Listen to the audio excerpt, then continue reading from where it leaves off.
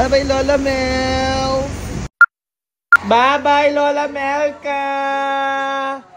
Oh, aalis na si Lola Melka, bunchong. Aalis na si Lola Melka, Dior. Lola Melka, alis ka na? Babalik din naman. Ay, babalik naman daw si Lola, Dior. Lola Melka, bye-bye. Ayan. Wala pa, naiiyak ka na agad. Naiiyak ka na agad, wala pa. So, ngayong araw po ay hatid na natin si Lola Melka.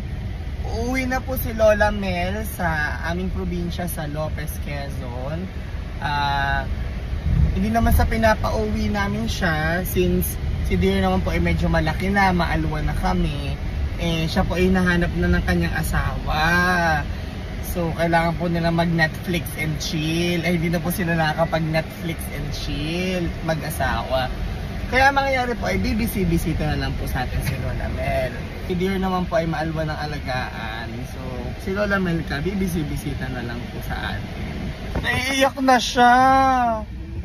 Naiiyak na siya agad. Hindi daw. Nag-iyak na, yan na. Lumay na kay Lola Mel. Babalik ka naman.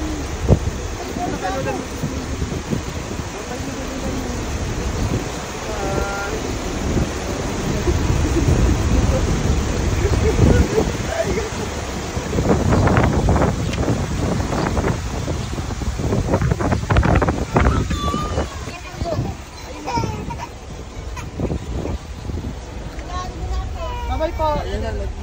Bye-bye, Lola Mel. Ba't naiyak ka din, ate? Naalala ni ate yung alaga niya dati. Ba't naiyak ka din? Lumis ko lang. Si ate dyan din naiyak.